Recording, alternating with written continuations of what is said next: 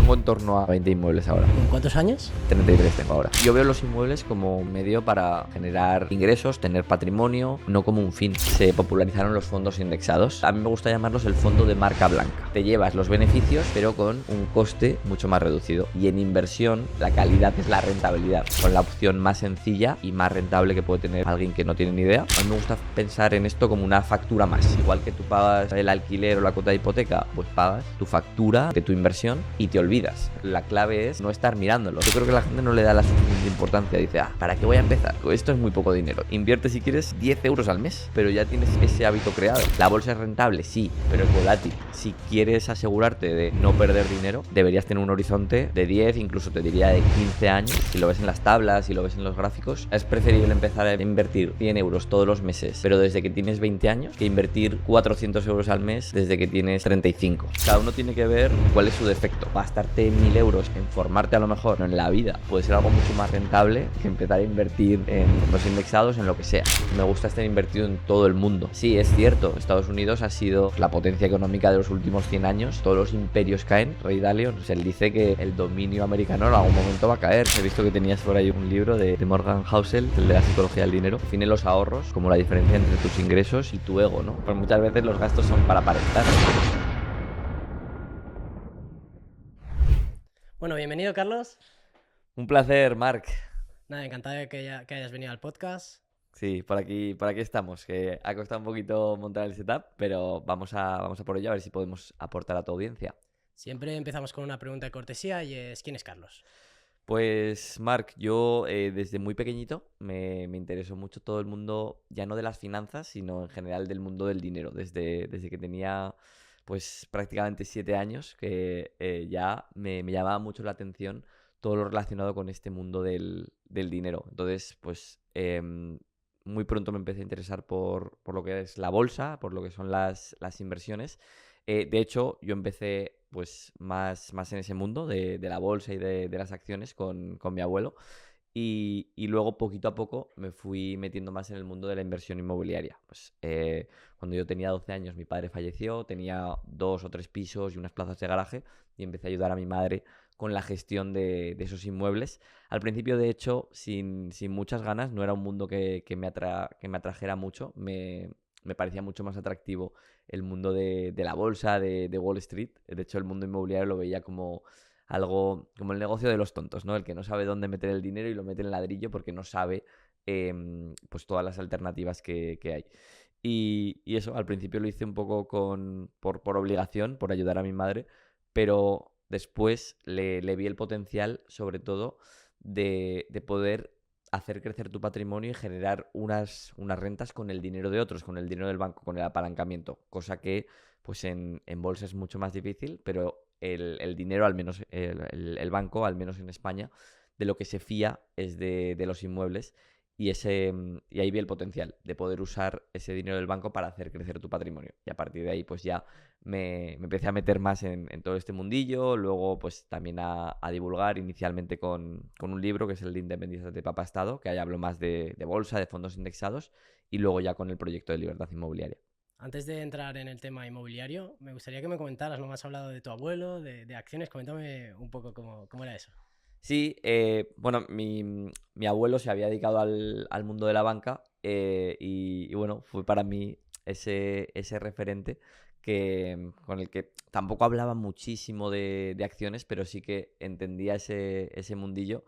Y me acuerdo que me daba todos los domingos la paga y llegó un punto que le dije, no, ya yo no quiero que me des más paga, quiero que a partir de ahora pues me puedas dar acciones que no me den dinero ahora, pero me puedan dar dinero pues de por vida, ¿no? Que me den esos dividendos. Y sí, de hecho, pues con mi abuelo empecé a comprar acciones, a comprar mi primera acción y lo tuve que hacer también con él porque no es legal que un menor invierta por su cuenta, entonces lo hacía con él y sí, fue chulo compartir todo eso con él. ¿Y cómo descubres ese mundo? ¿Cómo le dices a tu abuelo, oye, quiero comprar acciones? ¿Con qué cara se te quedó, no? ¿Cómo Sí, descubriste ese mundo? pues no sé muy bien, yo creo que hablando pues con él también también mi padre hacía algunas cosas de acciones y ya te digo, o sea, fue algo que me llamaba mucho la atención desde pequeño. No solo el mundo de las inversiones, sino también el mundo de los negocios. En general, todo lo que tenía que ver con el dinero. O sea, mis amigos estaban pues más jugando a la PlayStation y a mí Ujú. me atraía todo esto. Y eso, tío, pues así de forma más o menos natural. Yo recuerdo además que, claro, ahora es diferente. Ahora hay pues mucho podcast, muchas las redes sociales, YouTube. Pero claro, yo te estoy hablando de 2006, 2007. Ahí lo que se llevaba eran los foros. O sea, Ujú. yo aprendí mucho con los foros de internet. Ahí pasaba horas investigando y aprendiendo de mucha gente que hablaba ahí en los foros. Hay un tema muy interesante sobre el que hablas, ¿no? Que es el tema inmobiliario. Hablándole a la audiencia directamente, ¿cómo le recomendarías a personas que quieren iniciarse en el mundo de la inversión entrar en el mundo inmobiliario? Bueno, yo creo que aquí hay que ver si es para ti en este momento. O sea, yo creo que la inversión inmobiliaria debería ser para todas las personas en algún momento de su vida, pero es cierto que no es como invertir en fondos indexados que lo puedes hacer desde 100 euros. Ujú. Evidentemente, en el mundo inmobiliario necesitas más dinero y tienes que ver si estás en el punto de invertir en inmuebles, ¿no? También es cierto que yo creo que también hay que derribar ese mito de que invertir en inmuebles para alquilar es solo para los multimillonarios y que necesitas muchísimo, que necesitas cientos de miles de euros para poder invertir en inmuebles. Creo que tampoco es así, que precisamente gracias a ese apalancamiento del banco y si vas a un tipo de inmueble relativamente económico, pues no necesitas cientos de miles de euros, pero es cierto que, no sé, un chaval que tenga 500, 1000, 2000 euros, pues va a ser difícil que invierta en inmuebles, ¿no? Entonces, eso te diría, en primer lugar, ver si estás en el punto. Y si efectivamente ya estás en el punto de empezar a invertir en inmuebles para alquilar, pues yo te diría empezar a formarte, ahorrar, por supuesto, o sea, tener un mínimo de dinero, incluso aunque luego digas, no, no, que es que quiero tratar de descapitalizarme lo menos posible y tratar de que el banco ponga la mayor parte, está bien, pero aún así creo que tienes que tener unos ahorros para ir seguro. Claro, si hablamos de inversiones, lo has hablado, ¿no? Ahorrar es un tema importante. Hoy vivimos como un mundo muy capitalista en el que hay gasto continuo y es como que constantemente hay cosas en las que gastar, ¿no? ¿Qué le dirías a los chavales qué consejos para empezar a ahorrar o qué hábitos tienen que desarrollar para empezar a ahorrar con el objetivo de invertir, pero primero ahorrar, ¿no? Sí, claro, la pregunta es un poco amplia. Habría que ver si ese chaval está ganando dinero o no. O sea, si, Ujú. si no está ganando dinero, va a ser difícil que ahorre. Puede ahorrar pues, parte de lo que, de lo que le den de regalos o sus padres. Pero, o sea, suponiendo que ya está ingresando, para mí este hábito que quizás has oído de págate a ti primero Ujú. es clave, ¿no? El decir, vale, tú cobras, me lo invento, 1000 euros, pues antes de empezar y lo cobras el día 1 de cada mes, pues el día 2 3 ese dinero hay una parte que tienes que apartar y literalmente como que no cuentes con ese dinero para el resto del mes. Literalmente que haya una transferencia automática, periódica, que todos los meses saque cada uno lo que quiera, pero 200, 300 euros, lo que sea, pero que no puedas acceder a él, no te lo puedas gastar con la tarjeta de débito ni crédito, sino que sea parte, incluso aunque no lo inviertas, pero que ese dinero se ahorre en una cuenta a la que no tienes acceso fácil, que por supuesto es dinero tuyo y Ujú. podrías tirar de él en algún momento, pero no puedes tirar de tarjeta para sacar eso. Entonces, ese te diría que es el primer hábito, también, si no, el dicho, ¿no? De si no puedes con tu enemigo, únete a él, que aquí sería, oye, si no eres capaz de poner límites y decir, oye, este dinero no lo puedo tocar, pues ponértelo difícil para acceder a ese dinero. Y luego, yo creo que es conciencia y es tener un objetivo. Yo creo que mucha gente no ahorra porque no tiene ese objetivo. Claro. Pues entra en esa inercia de, pues claro, o sea, evidentemente, si tú ves el dinero y sale el último iPhone y sale y tienes la Las tentación nuevas de zapatillas, unas sí. zapatillas, un viaje, salir a cenar, pues evidentemente sí es lógico. Pero cuando tienes un objetivo mayor de, oye, pues ser cada vez más libre, incluso comprarme un coche, comprarme una casa, objetivos que pueden ser más generales, pues ahí el ahorro es más sencillo. Claro, el tener objetivos, ¿no? A largo Mm, plazo, el por qué estoy ahorrando, ¿no? Total. Sí, sí. Y ya relacionado con el mundo de la inversión, el por qué, el tener un motivo, es lo que marca la diferencia. O sea, yo he visto mucha gente, o sea, gente con peor situación económica que otros y que han conseguido invertir mucho mejor, mucho más, porque tenían muy claro por qué lo hacían. Porque tenían, oye, porque querían que sus hijos estuvieran tranquilos, que porque querían llegar a la jubilación más tranquilos, porque no podían más con su trabajo y tenían el objetivo de en relativamente pocos años pues poder escapar de ahí. El que tenía eso claro pues avanza muchísimo más, incluso a pesar de que su situación, o sea, que cobre menos, que tenga menos ahorros, que tenga una edad más avanzada y el banco les financie menos. Lo que he visto es que cuando tienes el porqué claro, avanzas mucho más. Claro, y al final la gente piensa eso, ¿no? Como que para invertir necesitas ganar mucho dinero y la gente tiene un concepto equivocado, porque al final no es lo que ganas, sino lo que dejas de gastar, lo que mantienes, ¿no? Que ese es como un clic mental de decir, es que la gente se cree que 100 euros ahorrar al mes es poco, pero si vas sumando 100, 100, 100, al final yo creo que es una cuestión de coger el hábito, porque es difícil, o sea, yo incluso he tenido, podría decir, adicción al gasto, de querer gastar el dinero. Tienes dinero, como me quema el dinero, quiero gastarlo. Coger el hábito de decir, ahorro 100, 200, 300, 400. Yo creo que es esencial y para la gente joven sobre todo, ¿no? Que empezar tan pronto con buenos hábitos financieros puede darte muy buenos resultados, ¿no? A largo plazo.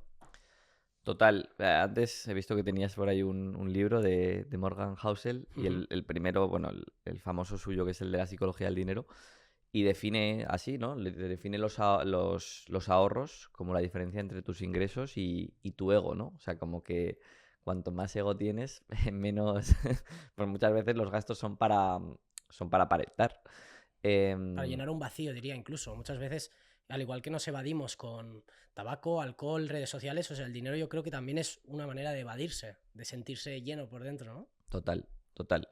Y sí, pues eso, yo creo que para los jóvenes ese cambio de chip y lo que dices, em, también ver cómo ese dinero puede crecer y la importancia de hacerlo antes.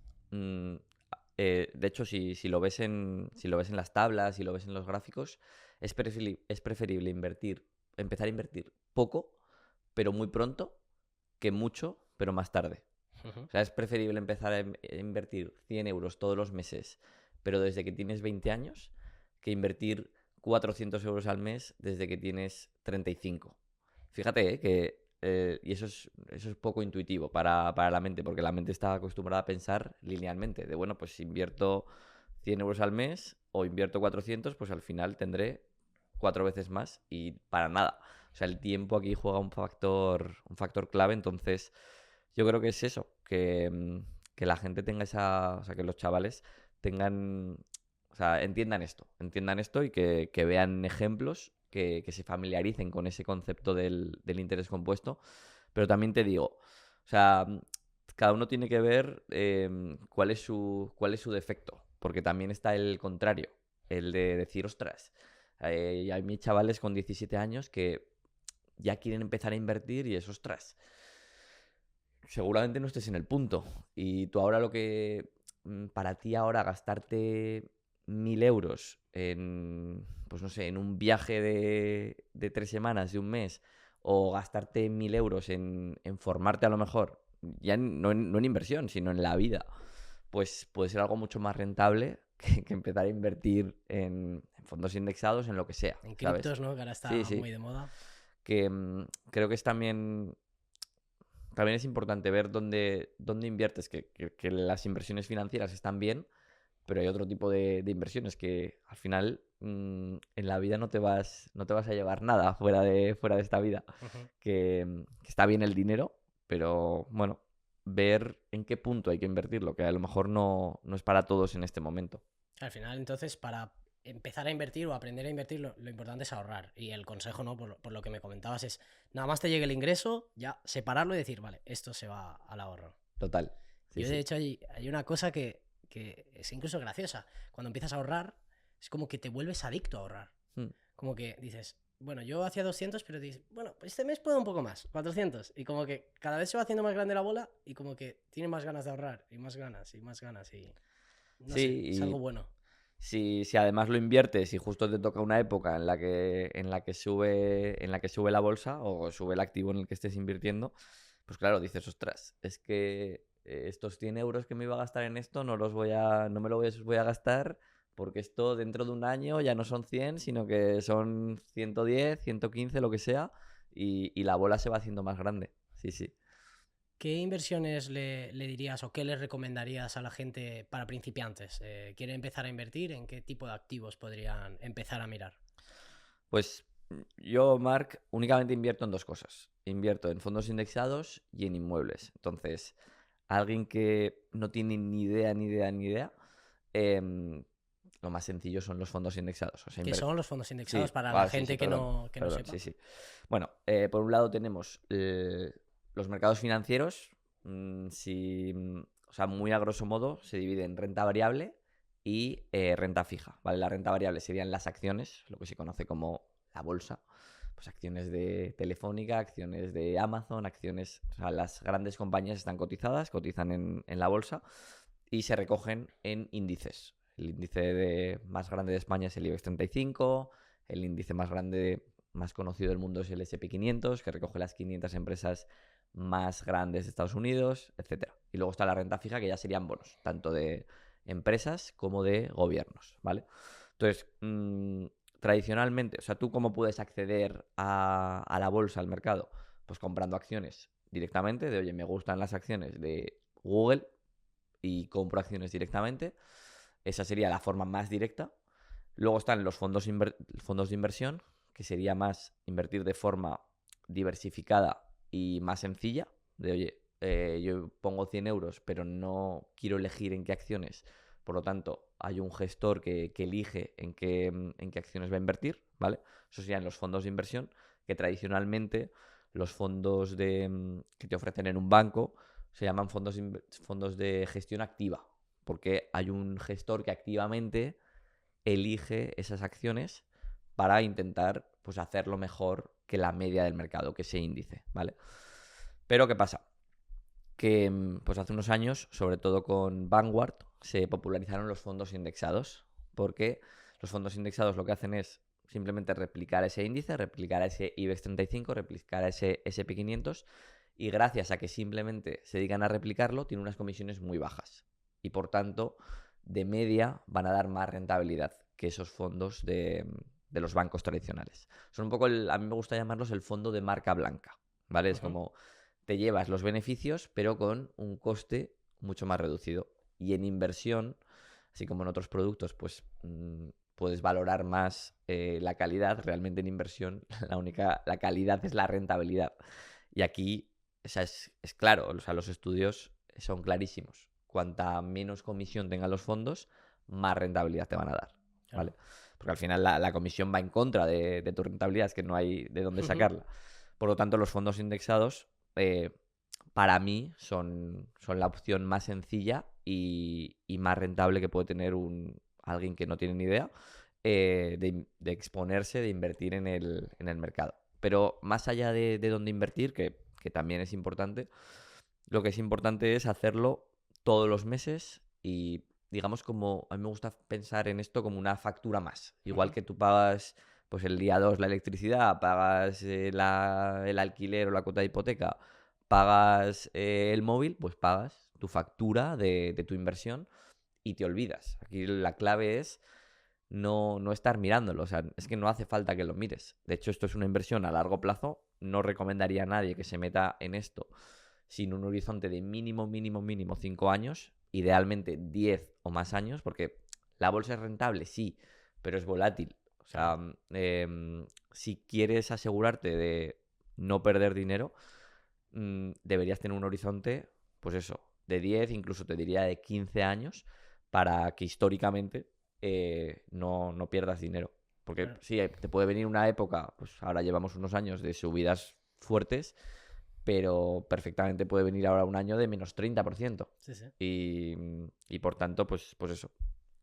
Sí, la gente al final piensa, ¿no? Como el MSCI, que dice que sí el 8% anual, pero 8% anual de media. Claro, Que el año que viene puede bajar un 30, al sí. siguiente subir un 40, al siguiente bajar un 20. Es un poco la media.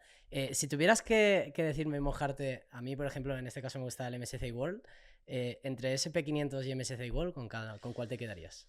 A ver, sinceramente, el MSCI World y el SP500 no son tan diferentes porque Estados Unidos y además la bolsa estadounidense ha subido en los últimos años tanto y las empresas estadounidenses han crecido tanto que creo que en torno al 70% del MSCI World ya es bolsa americana. Sí, sí, sí. Entonces, no hay tanta diferencia. A mí personalmente me gusta más también el World, incluso me gusta pues tener exposición a emergentes, porque, oye, sí, es cierto, Estados Unidos ha sido pues, la potencia económica de los últimos 100 años, pero no sabemos cuándo eso va a cambiar. Eh, yo confío en el mundo y, por tanto, me gusta estar invertido en todo el mundo, porque, pues eso, es que Diversificar al final. no sabes cuándo. De hecho, hay, pues, Rey Dalio, no sé si sabes Ujú. quién es, pues él dice que, oye, que el dominio americano en algún momento va a caer, que todos los imperios caen y bueno, que no sabemos cuándo eso va a cambiar. Por lo tanto, a mí invertir en todo el mundo me parece que Más es. tranquilidad. Sí, Yo lo que eso pienso, al es. final diversificas en el SP500, pero al final si diversificas en todo el mundo... Hay una cosa que me gusta mucho del MSCI, que es como el SP500 era como si una empresa peta, entra otra empresa. Mm, Y en el MSCI World es lo mismo, pero además con países. Si Estados Unidos baja, como que sustituyen un porcentaje, y eso es como tranquilidad total de decir, vale, estoy tranquilo, invierto aquí, y en lo que tú decías, a 10 años, 15, 20 años, o sea, yo pienso muy a largo plazo. mm, Y es un método de ahorrar también, porque al Total. final dices, estoy invirtiendo. Tú mentalmente dices, estás invirtiendo, pero realmente si vas a la base, estás transfiriendo 200, 300 euros todos los meses a una cuenta, que lo que tú decías, que es difícil de tocar, Sí, que si el fondo, que tienes que venderlo, que te llega, que si luego que te llegue a tu cuenta bancaria. sí, Y al final es una buena manera para empezar, como tú decías, para los chavales, para coger el hábito. Y empezar a ver totalmente. cómo pueden empezar ya a crear su propio patrimonio. Aunque sea poquito, Sí, sí, empezar ya por algo. tal cual. No, sí, sí. De hecho, pues para los chavales, aunque te decía, es bueno que inviertan en otras cosas, en experiencias, pero ostras, que invertir. Yo a veces me dicen, no, es que yo ahora casi no gano dinero, entonces ¿empiezo ahora o espero? Y yo digo, empieza, que es que ahora hay opciones que puedes empezar desde poquísimo Muy dinero, poco dinero, sí. invierte si quieres 10 euros al mes, pero ya tienes ese hábito creado. Y cuando ganes más dinero, pues esos 10 euros se convierten en 200 o en 300 o en lo que sea, pero ya estás acostumbrado. Simplemente es darle a un botón y donde pone 10, poner 300.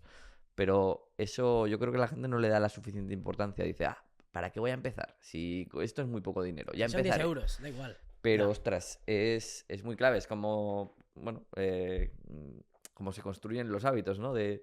Lo dice James Clear en el libro de Hábitos Atómicos. Oye, que cuando quieres empezar a ir al gimnasio, simplemente ponerte las zapatillas ya es un paso. Ya es un Y paso importante, sí. simplemente abrir la puerta de casa, bajar, comprar el pan con las zapatillas del gimnasio, ya es un paso. Sí, al final Y es mejor empezar con poco a lo largo del tiempo que empezar con lo que tú decías, con mucho durante poco tiempo o directamente ni empezar. totalmente, sí, sí. Hay un tema también de los fondos indexados, porque la gente dice, vale, ahora, Carlos me ha dicho MSCI World, vale, me quedo con este. Pero hay dos maneras de invertir, tanto en fondos indexados como en ETFs, que es lo Vale. que le comentarías a la gente. A ver, sí, por explicar, un ETF sería como un fondo cotizado, que es como una acción que tú puedes comprar y vender en cualquier momento, o sea, instantáneamente, al segundo, ¿vale? Eso tiene una fiscalidad que es como de las acciones. Los ETFs generalmente tienen más variedad y son algo más baratos que los fondos de inversión en cuanto a comisiones. Pero ¿qué pasa? Que en España la fiscalidad de los fondos de inversión es mejor. Es mucho mejor porque puedes traspasarlos de uno a otro sin coste, ¿vale? Por lo tanto, yo te diría que en España es más eficiente invertir a través de fondos de inversión, que además también pues, hay mucha oferta de fondos indexados suficiente como para poder invertir prácticamente en lo que quieras de forma indexada. Entonces aquí para mí es un tema de fiscalidad y yo prefiero los fondos en España. Sí, sí, si me dijeras, no, que es que estoy en otro país que no hay esa ventaja fiscal, pues vale. O alguien que a lo mejor tiene mucho, mucho patrimonio y dice, oye, esto yo seguro que no lo voy a tocar, eh, no voy a cambiar de uno a otro, pues vale. Pero generalmente para el 99% de la gente que nos escucha, creo que en España los fondos superan al ETF. Y si tuvieras que elegirte en este caso fondo indexado entre los tres principales, ¿no? Vanguard, Fidelity, Amundi, ¿cuál es el que te gusta más a ti o que le recomiendas a la gente? Sinceramente no los tengo súper estudiados. En general, Vanguard, que es la mayor gestora, si en el índice que tú quieres existe en Vanguard, generalmente va a ser mejor, pero por un tema de volumen, de que al final pues pueden tener, como es la mayor, generalmente tiene costes un pelín más bajos. Pero bueno, que yo creo que ya estamos rizando el rizo. O sea, ya invertir en fondos indexados y de una de esas tres grandes, No te va a hacer una gran no. diferencia. Sí, sí. Y luego, o sea, yo también eso si quieres también lo podemos comentar. Tú puedes invertir en fondos indexados directamente o hacerlo a través de un robo-advisor, de un gestor automatizado, de los que surgieron en los últimos años, pues Indexa, MyInvestor, InvestMe, hay distintos en España. Y claro, si inviertes a través de estos robo-advisors, sí que te cobran una comisión suya de gestión, que no es muy alta, pero está ahí la comisión. Lo bueno que tienen es que, como ellos juntan el patrimonio de mucha gente, de muchos inversores, pueden acceder a las clases de los fondos institucionales que son más baratas, ¿vale? Entonces por ahí recuperas una parte de esa comisión que te cobran ellos. Y luego, otra cosa buena que te hacen es los reajustes, los rebalanceos, que cuando se desvía de tu porcentaje, lo reajustan automáticamente y eso pues también te hace teóricamente ganar rentabilidad. Ujú. Nos vamos ya directamente al mundo inmobiliario. Antes hablábamos, ¿no? ¿Qué tiene que hacer un principiante e invertir en este tipo de activos? ¿Cuánto dinero necesita una persona que quiere comprar un inmueble? Vale, bueno, aquí habría que ver qué tipo de inmueble, pero vamos a poner un ejemplo. Si vas a comprar un inmueble de 100.000 euros, el banco generalmente te va a financiar un 80%, ¿vale? Luego ahí puede haber matices de si puedes llegar a más, dependiendo de tu situación, etcétera. Pero en general, el banco te va a financiar el 80%, por lo tanto, de esos 100.000, tú tendrías que poner de entrada 20.000, más luego, pues, unos gastos principalmente de ITP, que es el impuesto de transmisiones patrimoniales. Varía en función de la comunidad autónoma, desde un 4% en País Vasco hasta un 10%, por ejemplo, en Cataluña. Entonces ahí vas a tener que tener, pues, eso, ponle en torno a un 10% de gastos para entrar en la operación. Entonces, en ese supuesto necesitarías en torno a 30.000 euros. Ya si te vas a pisos más económicos o puedes financiar más, pues lo puedes hacer con menos. Yo te diría que para comprar un inmueble necesitarías en torno mínimo unos 20.000 euros, ¿vale? Es cierto que hay formas de reducir ese capital, pero no me gusta decir que lo vas a poder hacer sí o sí, porque es que va a depender de tu situación económica, va a depender de, oye, si tienes una vivienda que está libre de cargas o parcialmente libre de cargas y puedes hacer una doble garantía, va a depender de si quieres pues complementar con un préstamo personal, si puedes hacer la figura de hipotecante no deudor, en fin, que yo creo que hay formas de exprimir más la financiación, incluso de conseguir una hipoteca al 100%, incluso de no poner dinero. Pero claro, a mí se me hace difícil el decir esto abiertamente porque, claro, no sé quién está al otro lado y depende de su situación. O sea, ¿se puede hacer? Sí. ¿Lo he visto hacer? Muchas veces. ¿Lo he hecho? Sí. ¿Que lo puede hacer todo el mundo en todas las circunstancias? No. Y de hecho te diría, aunque lo puedas hacer, es bueno contar con ese colchón para, por si acaso algo no va bien, poder entrar en esa inversión.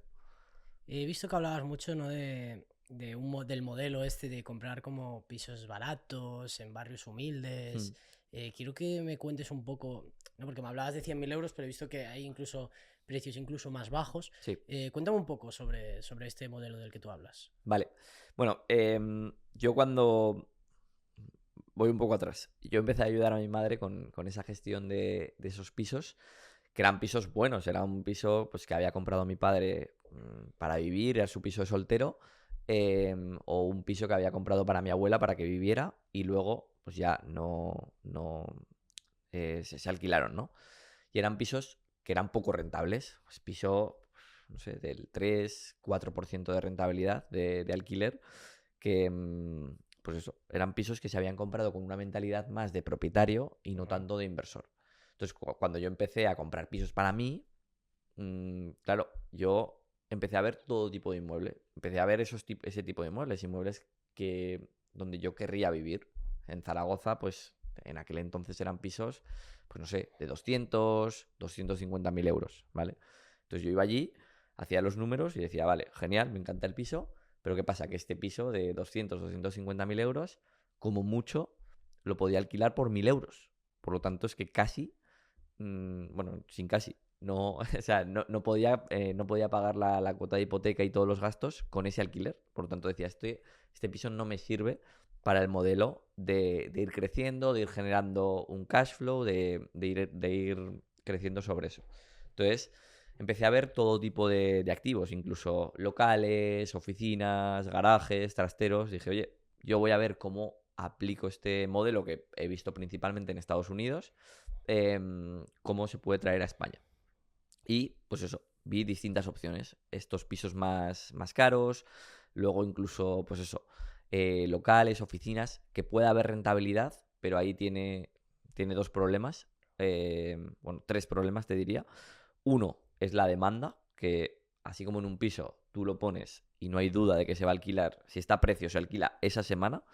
Entonces, uno, eso, me daba miedo pues entrar en una inversión en una oficina, un local y la posibilidad de tenerlo vacío meses o años. Eso por un lado. Luego tiene el problema de la financiación, que un banco lo que más le gusta financiar es una vivienda, un local, una oficina. ¿Te va a financiar? Sí, pero menos. O sea, te va a financiar menos porcentaje, a menor plazo, por lo tanto la cuota te va a salir más alta, problemas. Y luego la fiscalidad. O sea, la fiscalidad de un alquiler de una oficina, de un local, ahí ya entramos con IVA, no hay reducción que ahora es del 50%, luego si quieres entramos en eso. Entonces, fiscalidad peor. Entonces, dije, vale, tiene que ser vivienda. Y dentro de las viviendas, pues simplemente fue un tema de... No, no es un tema de que yo diga, me encantan este tipo de inmuebles.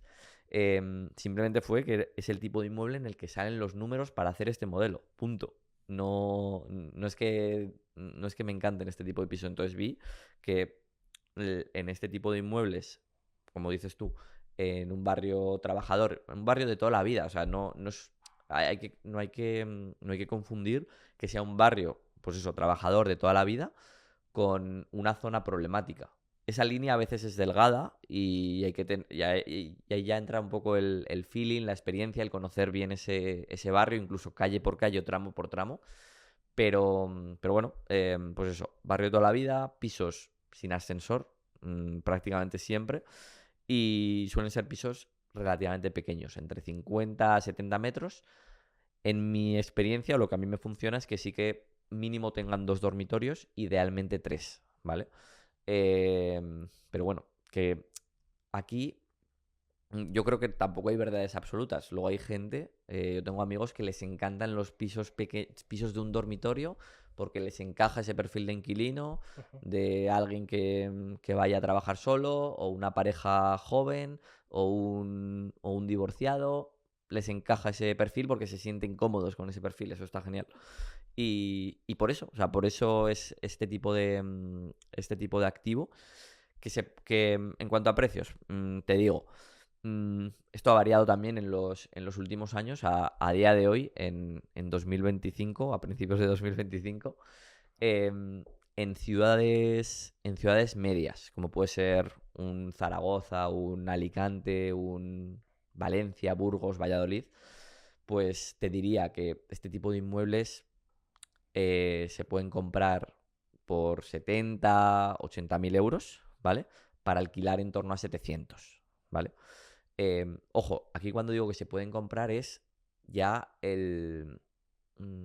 la oferta final, que a veces la gente dice, oye, pues yo voy a Idealista y no lo veo. Eso no existe. Sí, eso es lo que te iba a preguntar, ¿no? ¿Cómo encontrar esas oportunidades? ¿Dónde están? Vale, sí, ahora vamos a eso. Pero bueno, que quiero dejar claro que eso es después de ver un montón, de hacer ofertas, de...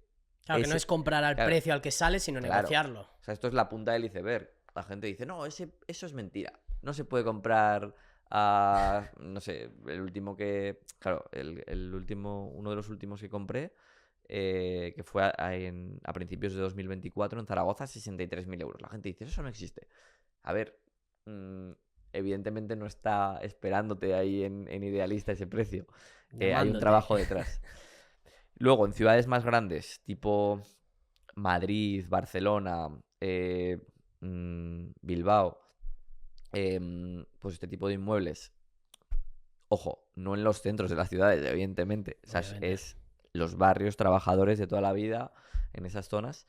Pues yo los precios que estoy viendo son en torno a 130.000 euros más o menos. Pero claro, ahí ya el alquiler está cercano a los 1.000 euros, ¿vale? 900, 950 puede estar este tipo de inmueble. Y luego en ciudades más pequeñas o pueblos, ciudades más pequeñas, pues no sé, un Badajoz, un Ávila, un Albacete, pues ahí podemos encontrar incluso precios por debajo de, pues en torno a 50, 60.000 euros y alquiler un poquito más bajo también, en torno a 550 aproximadamente. Em, ¿Cómo, o sea, me preguntabas luego Cómo cómo... encontrar esas oportunidades, ¿no? Al final Hmm. están todas, no sé si idealistas, hay mucha gente que habla con los bancos, ¿no? ¿Dónde se encuentran las oportunidades para buscar un piso? Yo te diría que en todos los sitios, o sea, cuando ya activas ese modo de, de inversor, de sí o sí voy a comprar, te diría que hay que abrir el abanico, el embudo todo lo posible. O sea, te diría que, o sea, al principio, cuando alguien empieza, no nos engañemos, va a empezar por Idealista, por los grandes portales. Pero es cierto que poco a poco, conforme te vayas metiendo, vas a ir haciendo una red de contactos. Pero esa red no... Nadie nace con esa red. ¿Cómo se empieza? Pues haciendo visitas, conociendo inmobiliarias, que conozcan lo que buscas, empatizar con ellos, en fin, empezar a hacer esa red de contactos y ahí ya te pueden llegar operaciones de otros sitios. Pero ojo, que yo sigo comprando en Idealista, que para mí es un mito eso de que en Idealista ya no hay nada. Lo único que hay que trabajarlo, hay que hacer muchas visitas, hay que hacer ofertas, que muchas veces decimos, no, ese precio es muy caro. Bueno, pero ese precio no es el precio al que se vende el inmueble, es al contrario, el precio al que no se vende, porque si no ya estaría vendido, ya no estaría publicado, ¿no? Y luego, pues eso, a mí me han salido, yo he comprado pisos, pues, de un vecino. O sea, eso me ha pasado varias veces. Ujú. El vecino de un inmueble que tenía ya comprado, sabe que compro para alquilar y me lo ofrece. ¿Sabes? De esos, por lo menos dos que me vengan ahora a la cabeza. O luego, también a través de personal shoppers inmobiliarios, a través de gremios, de, oye, un albañil que se mueve mucho y pues se entera de, oye, van a vender este piso y te lo puede ofrecer. Luego amigos, o sea, ya del círculo inversor, pues también salen oportunidades. O sea, te diría que es ir metiéndote. De hecho, mira, ahora que llevo la pulsera esta de tengo un plan, Ujú. nosotros en Libertad Inmobiliaria, una de las cosas que hacemos es, bueno, no quiero desvelar mucho, pero tenemos una serie de juegos en la que los alumnos, en función del punto en el que están, llevan una pulsera para recordarse cuál es su siguiente objetivo, ¿no? Entonces, simplemente llevar esta pulsera, hay gente a la que le ha dado oportunidades de inversión, porque alguien le ve la pulsera y dice, ostras, ¿eso qué es? Dices, no, sí, que es que estoy ahora, que voy a invertir, quiero invertir en un inmueble, y alguien dice, ah, pues mira, justo conozco a esta persona, ¿sabes? Que el decir lo que haces muchas veces te abre puertas. Ujú. Mira, tengo hasta ejemplos de alguien que en el dentista, no sé cómo, pues en el dentista lo comenta y porque se lo ve o lo comenta con el dentista y le abre una oportunidad. Yo creo que es el contar a tu círculo lo que haces. Claro, y estar abierto eso a que las oportunidades están ahí y hay que buscar, obviamente no te van a caer del cielo. Eso es. Em, ¿Cómo podemos hablar con el banco? ¿No? Es una pregunta que mucha gente tiene, ¿no? Podemos hablar de la educación, ¿no? De lo que te enseñan, no te enseñan. Financieramente es lamentable, económicamente lamentable, como que no sales de la escuela sin tener ni idea de este tipo de cosas. ¿Cómo podemos ir al banco a pedir una hipoteca en este sentido, ¿no? Para empezar este proceso. Vale, yo te diría que a la hora de hablar con el banco, lo principal es cambiar el chip. Generalmente vemos a los bancos como el enemigo, como que vamos allí y nos van a timar, nos van a intentar colar algo, nos van a intentar colar la letra pequeña. Y a ver, por supuesto que hay una negociación y que tenemos que velar por nuestros intereses, pero creo que el enfoque no es el más adecuado de entrada. Creo que tenemos que ver al banco como un amigo más que como un enemigo. Y ver, oye, que lo que vamos a hacer es algo que nos beneficia a los dos, que es un win-win. O sea, el Ujú. banco necesita clientes, necesita dar hipotecas porque ese es su negocio y nosotros necesitamos esa hipoteca pues para crecer, para financiar esa inversión. Entonces, creo que eso es lo principal, el entrar a la sucursal como, oye, somos amigos, vamos a ver cómo llegamos a un buen acuerdo. Y luego, otra cosa importante es no pensar en el banco como, ostras, una entidad y como algo abstracto que, pues eso, que el objetivo es desplumarnos, sino pensar en el banco como personas, que es que al final son personas. A ti allí te va a atender una persona. Y esa persona, pues es como tú, tiene sus ambiciones, tiene sus objetivos, tiene su familia, tiene sus miedos, tiene sus objetivos que cumplir. Por lo tanto, tú vas ahí, por un lado, a conectar con esa persona. También los números son importantes, pero el empatizar con esa persona, ver que es una persona literalmente, eso te va a ayudar mucho. Entonces ver, ostras, yo quiero hacer esto, tú también quieres hacer esto, ¿cómo llegamos a un acuerdo? ¿Y cómo te ayudo a ti? ¿Cómo te ayudo a ti, Mark, que estás ahí en esa sucursal? ¿Qué necesitas? Si tú me ayudas, ¿cómo te puedo ayudar yo a ti? Que este mes, además, pues los bancos muchas veces se han convertido los banqueros en comerciales. Y ese mes tienen que colocar una alarma porque tienen que llegar al objetivo de X alarmas colocadas. Y oye, pues yo no necesito una alarma, sinceramente. Pero necesitas que te la contrate, ¿cuánto me cuesta? ¿Que me cuesta 30 euros al mes y necesitas que la ponga durante un año? Pues son 360 euros. Que eso me va a ayudar, o sea, A reducir, ¿no? Un poco. gracias a eso me vas a dar la hipoteca y en lugar de un 80 me puedes dar un 88. Pues bueno, ¿compensa esos 360 euros? A lo mejor sí, a lo mejor no. Pero bueno, oye, no ir cerrado de solo quiero ganar yo, quiero el mínimo tipo de interés, quiero todo perfecto, sino... Y también pensar en esa relación más a largo plazo. Oye, vale, ahora te voy a contratar una hipoteca, pero igual dentro de 2 años te contrato otra. Y oye, a lo mejor ahora solo te contrato una hipoteca, pero tengo este amigo que también invierte que puede venir. En fin, creer un poco más en esa relación a largo plazo.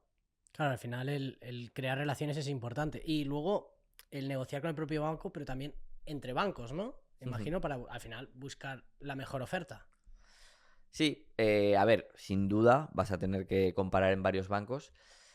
A mí personalmente no me gusta mucho, o sea, precisamente el miedo de... ¿Cuál es el miedo? Por eso te digo que es importante ponerte en la piel del banquero, de la persona que está en esa sucursal, ¿no? ¿Cuál es su miedo? O sea, tú entras allí y él sabe que tú vas a mirar la hipoteca en otros sitios. Entonces, su miedo es, ostras, voy a dedicar un tiempo a hablar con Mark, a recibir su documentación, a estudiarla, a presentar la operación a su departamento de riesgos generalmente. Y ostras, ¿cuál es la probabilidad de que al final me caiga esa hipoteca? Pues ahí, que es normal, tú también lo harías ahí si estás en ese punto. Entonces a mí, personalmente, mm, me gusta no marear mucho a los banqueros. Hay un... eh, hay que tener cuidado porque cuando tú tienes ya, ¿sabes lo que son las arras del documento No. de arras? Vale. O sea, cuando tú ya compras, dices, venga, hago una oferta por un inmueble y generalmente se va a firmar un contrato de arras en el que tú ya te estás comprometiendo a comprar ese inmueble. Se da un plazo, pues 2, 3 meses, para que tú busques la financiación, pero ya, o sea, ya te estás comprometiendo a comprar ese inmueble. Por lo tanto, tienes que buscar financiación y tienes ese plazo para conseguir la financiación. Si no, podrías perder un dinero que has puesto como señal, digamos. Entonces, tampoco te la puedes jugar toda una carta, decir, ostras, solo lo miro con este banquero, con este banco, porque confío en él, porque si se cae, tú también estás expuesto. Entonces, tiene que haber un equilibrio, pero a mí me gusta ir de cara al banquero y decirle, mira, yo, yo este piso lo tengo que comprar, lo voy a comprar.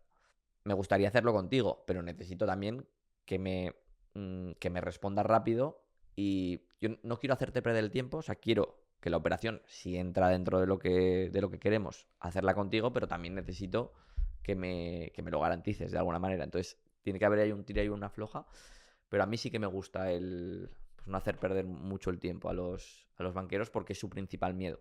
Claro. Porque, ¿qué necesitas para que puedas acceder a hipoteca, ¿no? Tema ingresos y todo esto. Vale.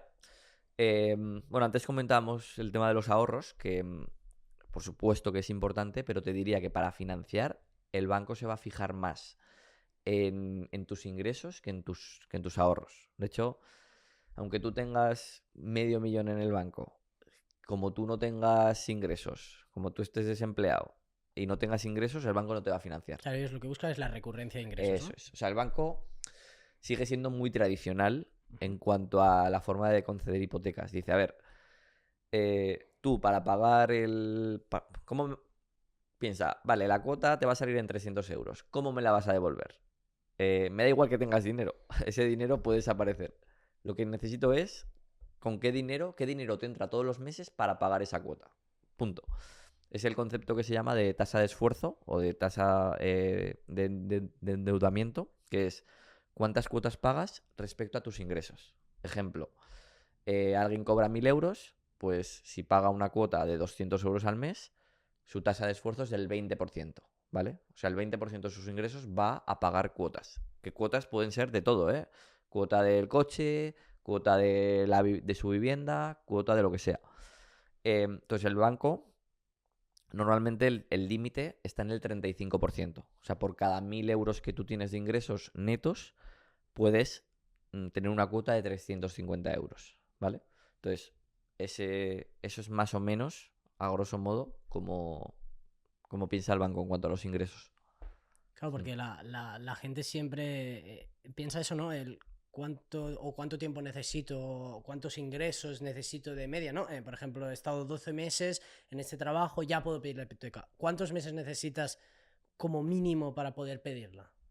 Como de ingresos recurrentes. O sea, de estabilidad, ¿quieres Sí, decir? correcto. A ver, aquí va a cambiar, ¿no? O sea, va a depender. Yo he visto hipotecas de alguien que acaba de empezar a trabajar hace un mes. Pero es que aquí depende. O sea, no es lo mismo. No lo sé. Un chaval de 22 años que acaba de empezar a trabajar hace un mes, que yo qué sé, alguien de 35 que acaba de empezar a trabajar, pero porque se ha venido del extranjero. Depende. Depende. No hay reglas fijas. Es igual cuando se dice, no, es que o tienes contrato indefinido o no. Tampoco es eso tan relevante. O sea, un jugador de fútbol no tiene un contrato indefinido, tiene un contrato de 2 o 3 años. ¿Tú te crees que el banco no le financia? Claro que sí. Entonces, no me gusta dar una regla fija en cuanto a esto. Yo te diría que yo sinceramente cada vez entiendo más a los bancos, ¿eh? Yo me pongo mucho en su piel. De hecho, si lo piensas, en el caso este de que nos dan financiación para comprar inmuebles para alquilar, en realidad nos están haciendo un favor. O sea, nos Ujú. financian al 3% para que nosotros consigamos una rentabilidad, no sé, del 6 7 8 9. O sea, se están quedando con el riesgo y con poco beneficio, entre comillas. Entonces, hay que entender al banco, que es que se tiene que asegurar que le puedes devolver el dinero. Entonces, yo te diría que muchas veces es sentido común. También hay que saber cómo exponerle esto al banco. Es una negociación. Ujú. Hay gente con peores, es lo que te decía antes, hay gente con peores cartas que la sabe jugar mejor y consigue mejor financiación que otra persona con mejores cartas. Entonces, también no es lo mismo alguien que vaya a un solo banco, va a su banco de toda la vida, no le da lo que quiere y dice, no se puede. Que alguien que se va a 20 sucursales porque está 5 días dedicado a eso, pues claro que va a conseguir mejores condiciones, simplemente por un tema de probabilidad. Entonces, depende. O sea, no te puedo decir, no, mínimo un año de contrato laboral, si no, no le van a financiar. No, depende. Y ojo, y a lo mejor a alguien que lleve un año y que tenga un contrato indefinido, a lo mejor le dan peores condiciones que a otra persona, ¿eh? Claro, es un poco ver cada caso, ¿no? Mm. En este sentido. Antes, cuando hablamos de los pisos, hablabas de la rentabilidad. ¿Cómo podemos calcular la rentabilidad que nos va a dar un piso? Vale. Bueno, vamos a seguir si quieres con el ejemplo que habíamos puesto de un piso de 100.000 euros por hacer números redondos. No Ujú. quiere decir que haya que comprar un piso de 100.000 euros. Son Puede que números más fáciles. Sí. Vale, pues primera forma, la más sencilla de calcular la rentabilidad, la más intuitiva, ¿no?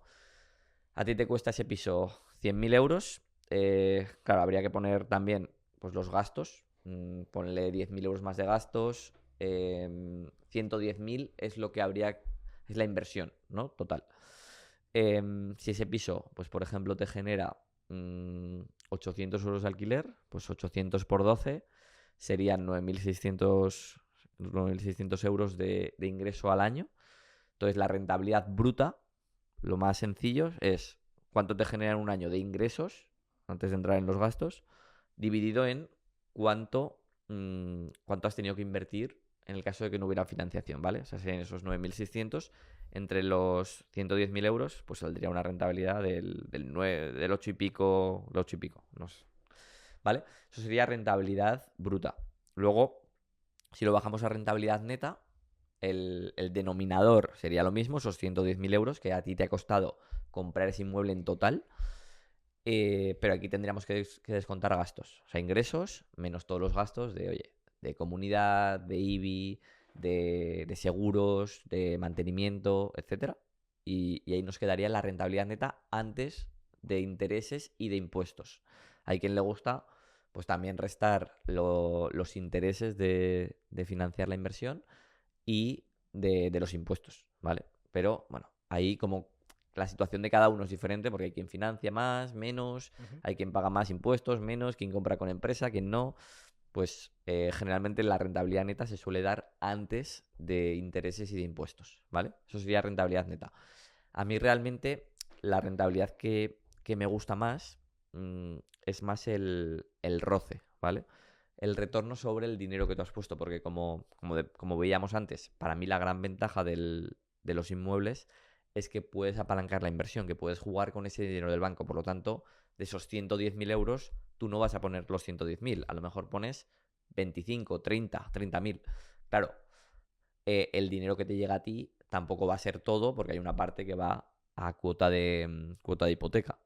Pero para mí esa es la mejor medida de rentabilidad, que es cuánto dinero he puesto, cuánto dinero me queda en la cuenta después de pagar todo, después de pagar al banco, después de pagar impuestos, después de pagar todo, ¿vale? Que eso sería el roce.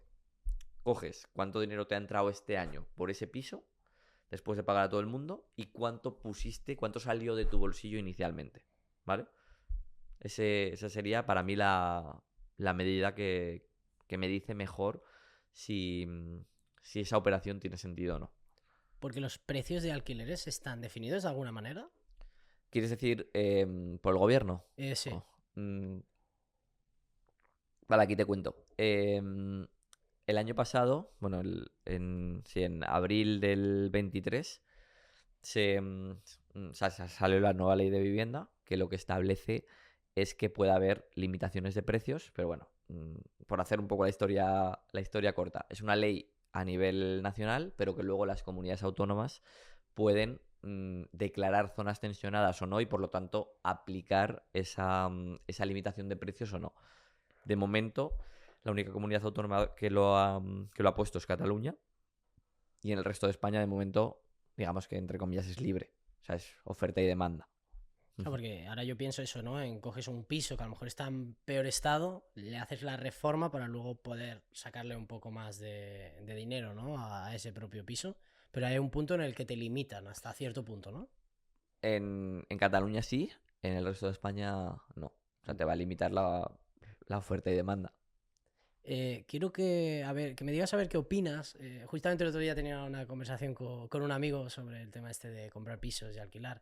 Y me hablaba sobre que estamos especulando, que somos unos especuladores. ¿Qué opinas sobre la gente que habla sobre la especulación, sobre el mundo inmobiliario?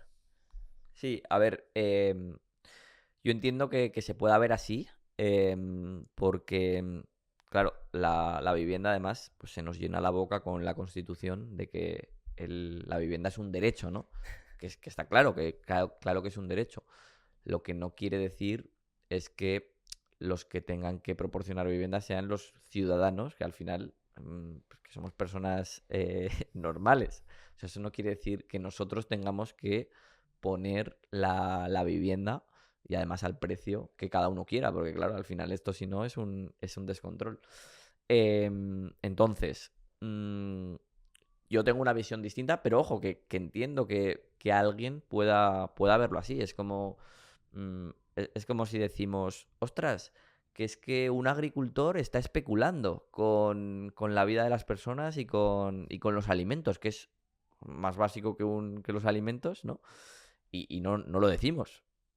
Es más, es al contrario. Lo vemos como, ostras, qué bueno que hay gente que todavía se quiere seguir dedicando al campo y que gracias a ellos tenemos tomates, tenemos manzanas, que nadie quiere trabajar en el campo. Y lo vemos como gracias a Dios, ¿no?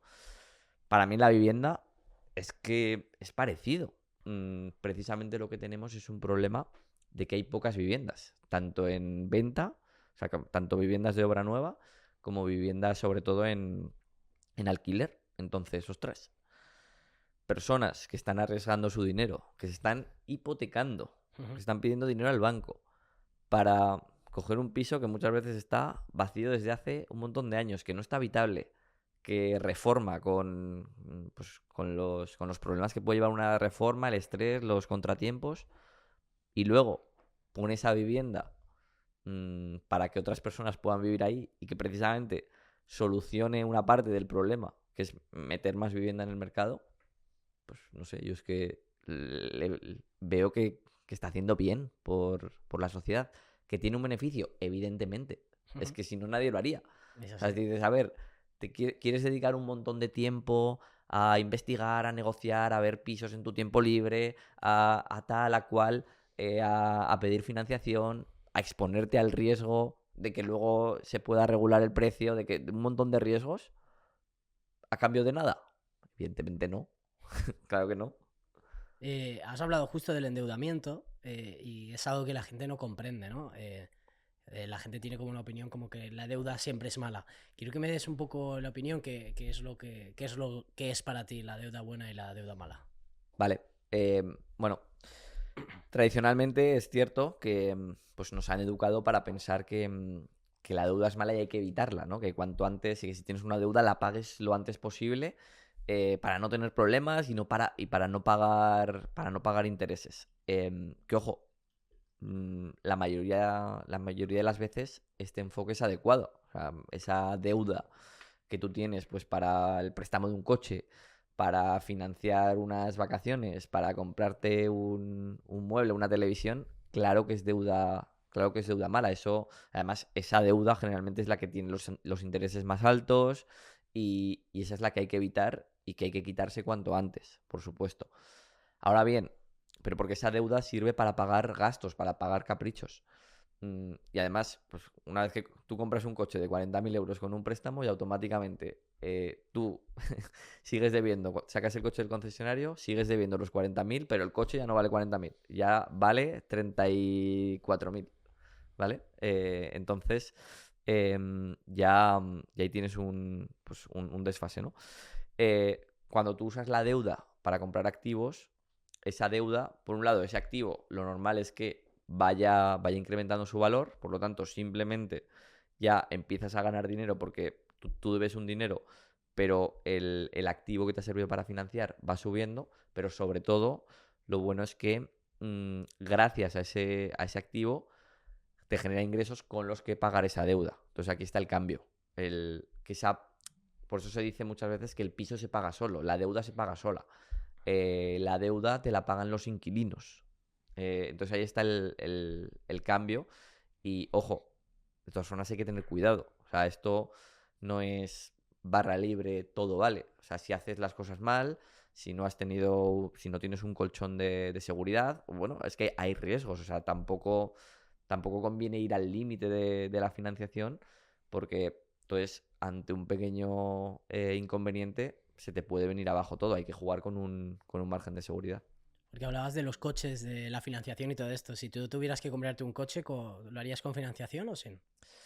Pues es buena pregunta, o sea, podría llegar a darse el caso si, bueno, aquí ya podrían entrar otros temas ya más fiscales, de si lo metes como gasto, si no, pero en general te diría, para la mayoría de gente que es asalariada, te diría que no habría que comprar el coche con financiación. Ujú. Vamos, salvo casos muy puntuales donde, pues eso, donde puedes tener un interés bajo y además tengas una inversión que supere ese interés, pero en general te diría que no. Pero ¿Suele ser muy alto el interés de financiación de coches? generalmente sí. ¿Sabes en torno a qué números van o ahora Yo mismo creo no? que está en torno a un 7-8%. Vale. También es que, a ver, no estoy súper puesto en esto, pero la industria, lo que tengo entendido es que la industria de los coches, pues hace unos años ya cambió a que te fuerza a financiar porque muchas veces su beneficio está ahí. El Claro. beneficio está más en la financiación que en la venta del coche. Ujú. Pero bueno, hay que tener cuidado. A veces incluso parece que el precio es más bajo. O sea, si compras, hay un precio financiado y precio sin financiar. Entonces el precio financiando del coche es más bajo. Pero claro, luego Los intereses te los comen, sí. intereses es cuando te come. Sí, pero yo casi te diría que no financiar por ese, mm, por esa, mm, por esa mentalidad de, oye, primero consigue ahorrar y luego, o sea, no vivas por encima de tus posibilidades, ¿no? O sea, si ahora te compras un coche de 50.000 euros y en el banco tienes 3.000, pues tío, Algo mal estás está haciendo. claro que o sea, estás comiéndote los beneficios del mañana. O sea, si no, no podrías hacerlo. Entonces, cuidado con eso. Claro, y al final, a nivel inversionista, al final es eso, ¿no? El tener una vida por debajo de. O sea, que puedas mantener. Y no te pases porque al final, yo qué sé, bajan tus ingresos y ahí es cuando llega el problema, ¿no? Total. Sí, sí. La gente al final tiene esa mentalidad, ¿no? De querer aparentar, sobre todo, bueno, aquí en España, yo creo que en todos los sitios, ¿no? Pero aquí como que se da mucho esto, el querer aparentar, el tener un mejor coche, pero luego te sale caro, ¿no? Total. Sí, lo que decíamos antes. O sea, claro, para el banco es un buen negocio, entre comillas, porque dice, oye, te sale una cuota, imagínate, ganas 1.500, 2.000 euros y te sale una cuota del coche de 400 y no tienes más deudas, pues para el banco es, oye, bien, es razonable. Gana 2.000, aunque no tenga dinero en el banco, 400 euros al mes lo puede pagar. Perfecto. Pero claro, tú tienes que tener ahí la responsabilidad de decir, ¿lo puedo pagar? Sí, pero ostras, ya son 400 euros menos que no puedo dedicar a nada más durante unos años y además es que ese coche dentro de 5 años ya vale muchísimo menos. Hablábamos antes de la inversión de pisos. Vale, hemos comprado el primer piso. Queremos pasar al segundo. ¿Cuándo es el momento para poder pedir otra hipoteca para ir a por otro? Realmente no habría un tiempo definido. O sea, yo conozco gente que al mes siguiente se lo ha comprado, incluso en una misma operación ha comprado varios inmuebles, ¿vale? No, comprar un Entonces, edificio, cosas así, ¿no? Como lotes. sí, bueno, o simplemente pues comprar 3 inmuebles, pero pues eso, a diferentes vendedores pero los ha hecho simultáneamente. Puedes pedir una hipoteca unida de varios. Puedes No hacer o sabía una eso. hipoteca que responda con varios inmuebles o puedes pedir 3 hipotecas a 3 bancos Diferente. diferentes para esos inmuebles. ¿Cuánto tiempo hay que esperar? Pues realmente no hay un tiempo. Generalmente, pues vas a necesitar. Claro, aquí depende de cada caso de cuántos ahorros tengas, etcétera. Lo normal es, pues, compras un inmueble, también ves si te gusta, te familiarizas, etcétera.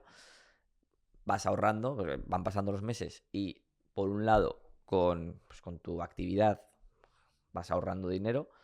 Ese inmueble, lo lógico es que te empiece a dar, no muchísimo dinero, pero bueno, ya te empieza a dejar un dinero que te ayuda también para dar la siguiente entrada. Y también lo bueno es que ese inmueble, como ya genera ingresos, ya puedes demostrarlo al banco, lo que hablamos antes de la tasa de esfuerzo, ¿no? Sí, ¿eh? Claro, tú ahora ya no cuentas solo con tu nómina o tus ingresos de tu actividad, sino que cuentas con eso más un piso, que oye, pues ya se está alquilando por 600, 700 euros al mes. Y oye, pues eso ya ayuda a que cuando tú vas al banco, pues ya es, oye, tengo mi nómina, pero también tengo este inmueble, ¿vale? Por lo tanto, ayuda a que te den la siguiente hipoteca. Ya no a nivel de ahorros, pero a nivel de ingresos. Sí, se puede saber actualmente cuántos pisos tienes. Yo tengo en torno a 20 inmuebles ahora. ¿Con cuántos años? 33 tengo ahora. Al final es un poco inspiración también para la gente que vea que es posible, ¿no? Y llegar a ese punto. ¿Cada cuánto tiempo? ¿Tú sigues comprando actualmente? Sí, ¿Cada cuánto sueles comprar? pues unos dos, tres cada año. También te digo que va a llegar un punto, yo creo que pronto, que voy a dejar de ampliar lo que es la cartera. Sí que seguiré comprando porque sí que me gusta seguir comprando, pero sustituyendo activos. Em, y poco a poco iré hacia una cartera pues más tranquila. Seguramente ya estoy empezando a comprar pisos con ascensor, que es lo que te decía antes, que yo no es que diga, este tipo de inmueble es el mejor, no. Ese tipo de inmueble ha sido el mejor para mí en un momento, pero con el tiempo puede ir cambiando. O sea, a mí si me dieras a elegir, si tuviera dinero infinito, pues yo lo que compraría serían oficinas o locales en la Quinta Avenida de Nueva York, evidentemente, o pisos en Barrio Salamanca en Madrid, pero el dinero no es infinito, evidentemente. Eh, lo único que puede ir cambiando tu inversión y yo ahora estoy más en ese punto. O sea, tampoco quiero tener. Yo veo los inmuebles como un medio. O sea, es un medio para pues, generar ingresos, tener patrimonio, etcétera. Pero no como un fin. Entonces, ¿quiero tener 1000 pisos? Pues no especialmente, ¿sabes? Por eso poco a poco iré rotando esa cartera. Claro, y al final la importancia de la diversificación, ¿no? Lo que tú decías, tienes al final esos pisos, pero también fondos indexados y otro tipo Total. de inversiones que al final quedarte tranquilo, no te vayas solo a inmuebles, a lo mejor te interesa Ah, sin diversificar duda. también. No, no, yo más o menos mitad del dinero va a fondos indexados, mitad del dinero va a inmuebles. Eso, sí, eso lo tengo claro y de hecho son dos inversiones que se complementan muy bien. O sea, los inmuebles está muy bien el tema del apalancamiento, el tema de poder usar el dinero del banco, pero está muy mal en cuanto a que es una inversión cero diversificada.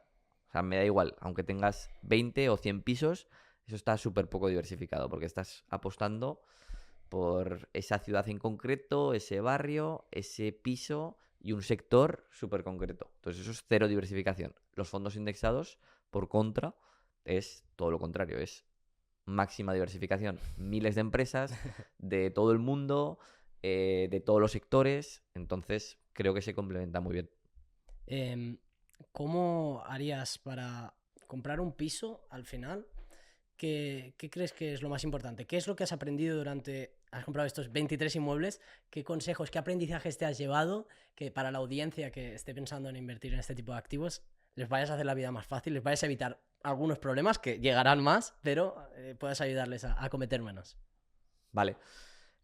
Bueno, el tipo insisto, el tipo de inmueble que te contaba, que ha sido con el que yo he crecido, pues pisos en barrios trabajadores, relativamente pequeños, sin ascensor. Mm, lo que sí que le he dado bastante importancia es a que, pese a que la zona sea humilde, que en la finca, lo que es el edificio, haya buen ambiente. O sea, no... y hay que distinguir, pues eso, una finca humilde de una finca problemática. No tiene nada que ver. O sea, puede ser pues, vecinos normales de toda la vida, pero, oye, que tienen la finca cuidada, que hay un ambiente de normalidad, que no hay ningún vecino problemático, por descontado, que no hay ocupas, etcétera, pero que haya un ambiente bueno.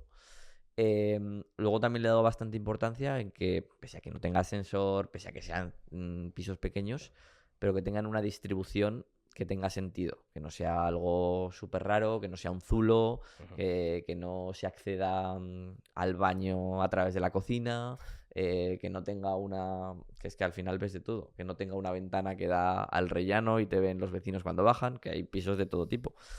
Generalmente que tengan buena distribución, y que sean más o menos exteriores y luminosos. A eso le he dado bastante importancia. He evitado también pues cualquier edificio que pudiera tener el mínimo problema. O sea, ya que tenga estructura de madera, pues huyo. Ante cualquier duda de, ostras, ¿qué puede pasar con esta cubierta? Que esta grieta o estas humedades me dan miedo, pues siempre con la ayuda de un arquitecto, de un técnico que me pueda decir qué pasa ahí, y ante la duda pues no entrar. Y bueno, para mí lo más importante, los números, esa rentabilidad. De hecho, incluso aunque puedas comprar un piso que digas, ostras, este piso no me encanta, pero que por lo menos tenga sentido por números. Es decir, que digas, vale, este piso tiene algo, estas cosas que no me gustan, pero es que me da una rentabilidad del 13%, que me compensa esa rentabilidad. Pero no entrar de, bueno, no me convence, pero bueno, no estoy viendo ninguno en los últimos meses, pues me lanzo. No, no. Si me lanzo es porque compensa ese riesgo, que está bien, ¿eh? O sea, yo no... mm, creo que esa variable, esa rentabilidad-riesgo, es muy importante.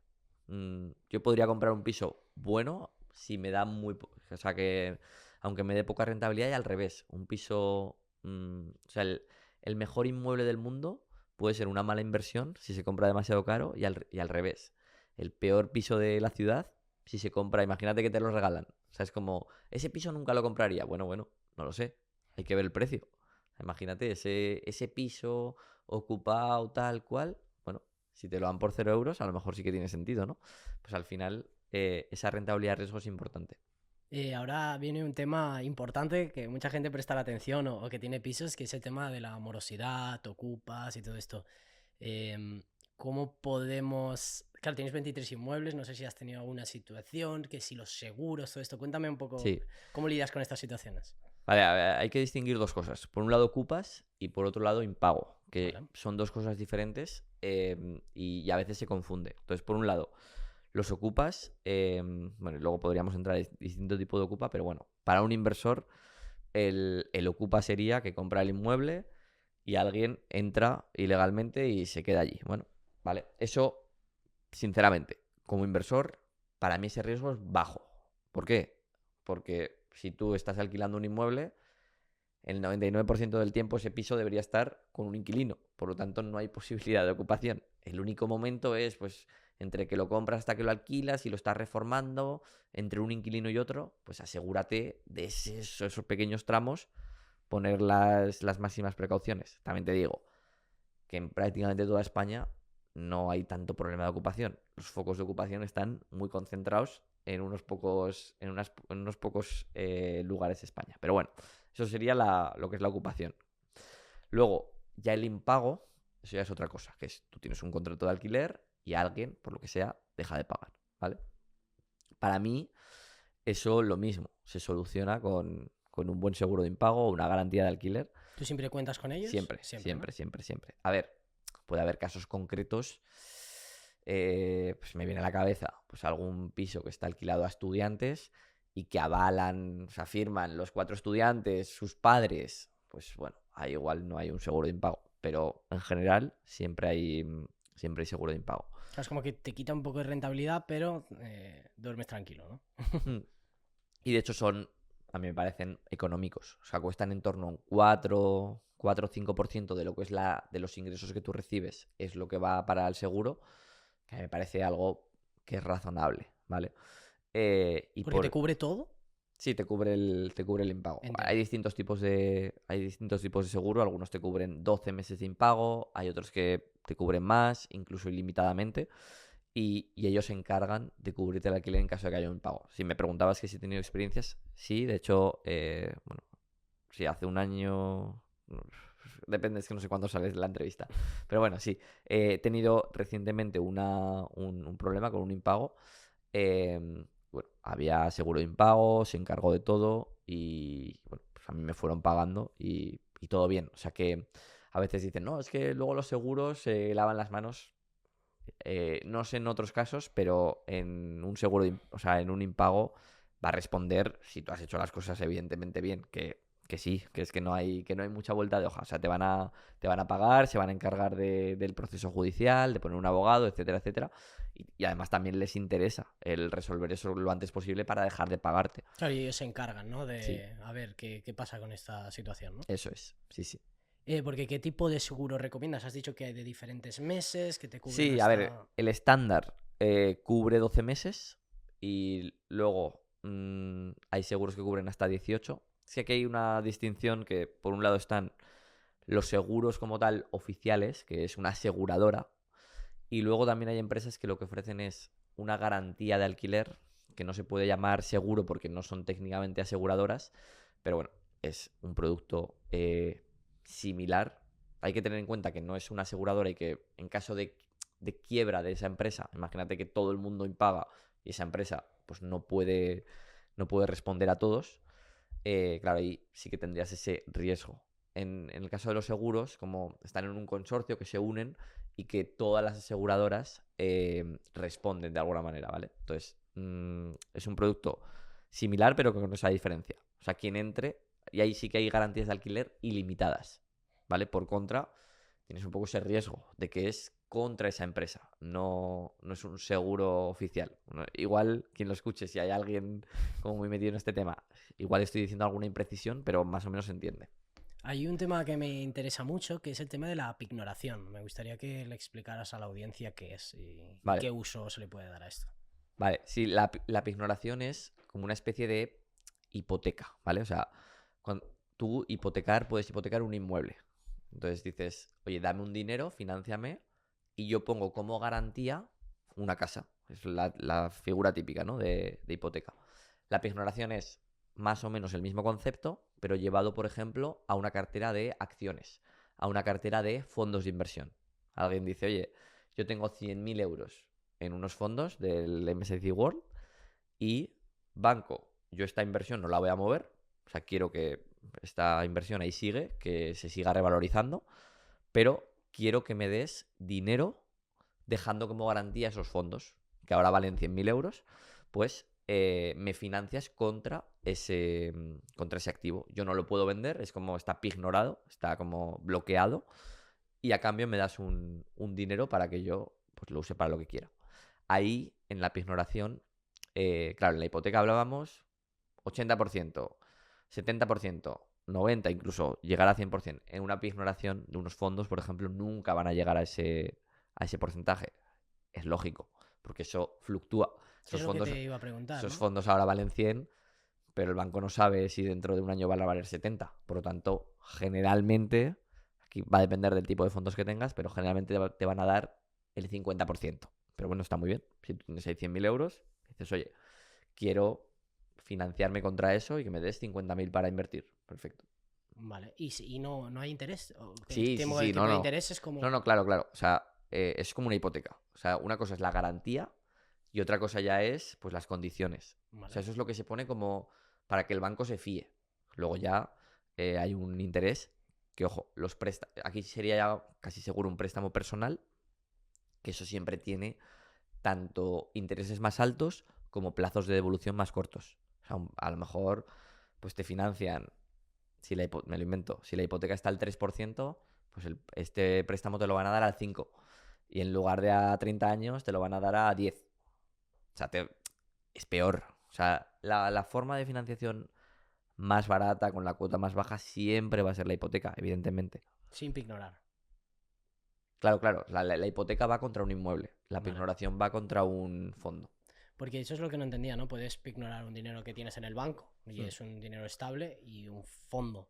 Lo que hablamos, ¿no? Tengo 100.000 euros en el fondo indexado, quiero ignorar esto, pero hoy vale 100.000, mañana 90.000.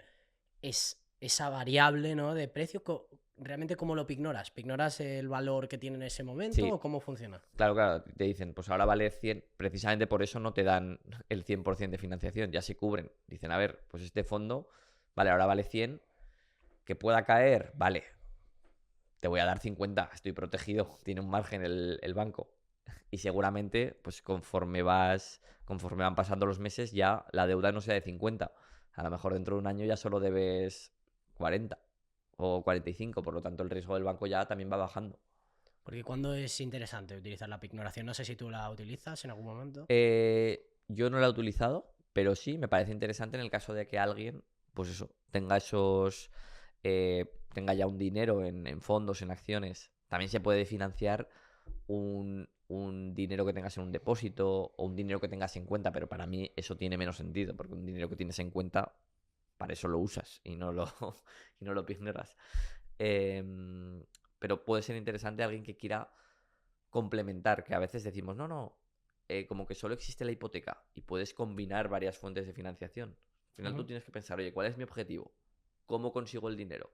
Pues a lo mejor hago esta hipoteca, pero también pues tengo una cartera y pignoro esos fondos para conseguir 30.000 euros extra y poder entrar en esa operación. También sabiendo que, ostras, pues lo que hablábamos, este préstamo es más caro, por lo tanto es el primero que me voy a quitar y oye, dentro de un año me dan un bonus y lo cancelo. Y entonces me ha servido para entrar en esta inversión, pero cuando pueda me lo quito porque tiene un interés más alto. Ujú. Hablabas de la hipoteca, se me escapaba una pregunta de antes que obviamente es bastante interesante. Entre hipoteca variable y fija, ¿qué es lo que eliges? Y di un poco qué es lo que opinas de cada una. Vale. A ver, mm, realmente el producto, o sea, las hipotecas mm, deberían ser todas variables. ¿Por qué? Porque, o sea, el banco, o sea, igual que hay un mercado de la vivienda, hay un mercado de tipos de interés. Que el tipo de interés, el Euribor, está fluctuando cada día.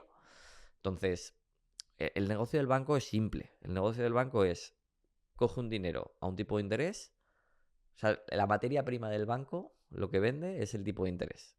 Entonces, lo compra a un tipo, a un precio, y lo vende a un precio más alto. Y se gana la diferencia, ¿vale?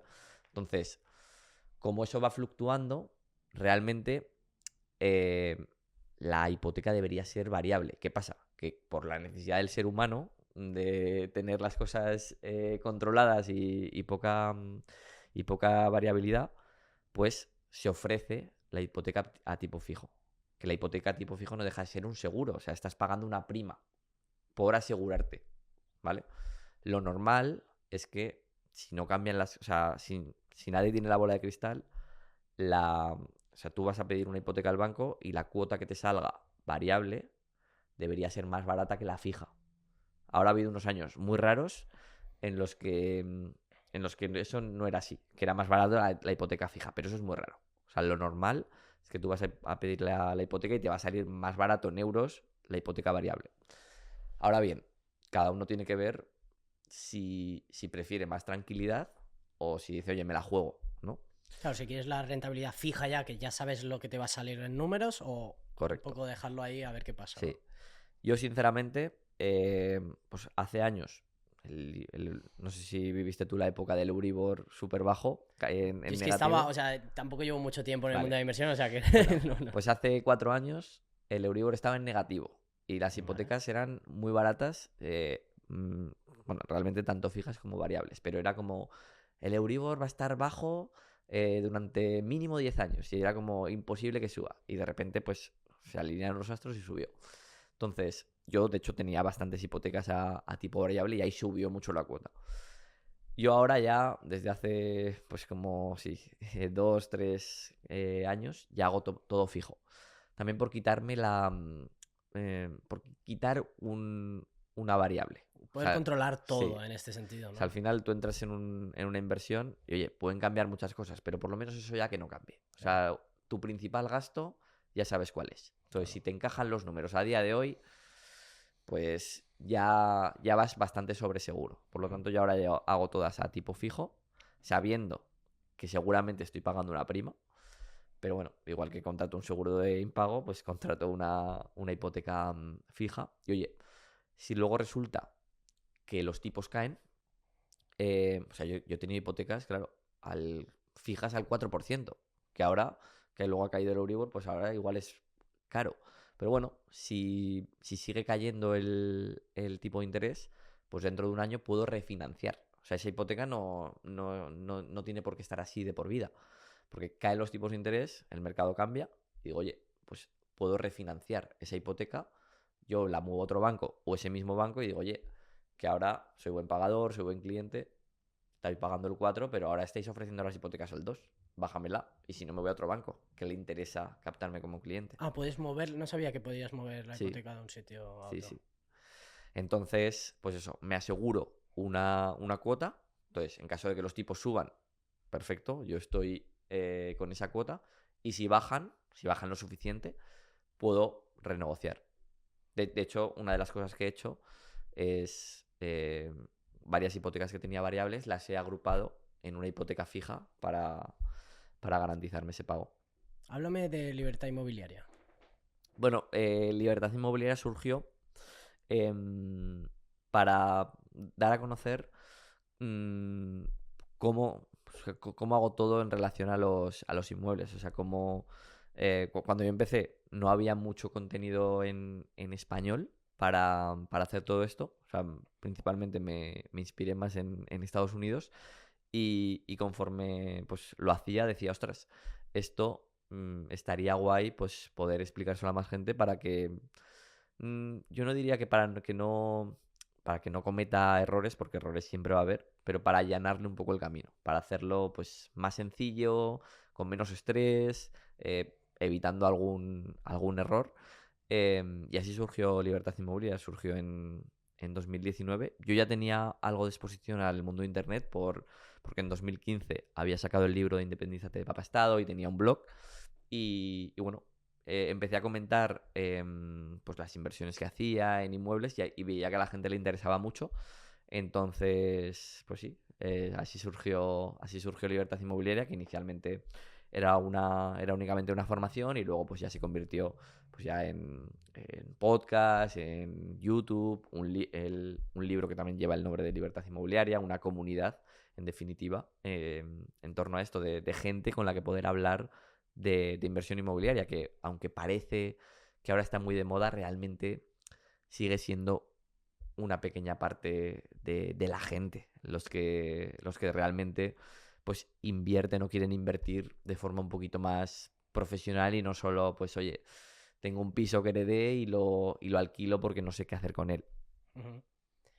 ¿Cómo trabajas el tema de la mentalidad? En el tema de inversión y todo esto, como que hay que trabajarla mucho, mente fría en muchos sentidos. Bueno, hay mercados mucho más locos, ¿no?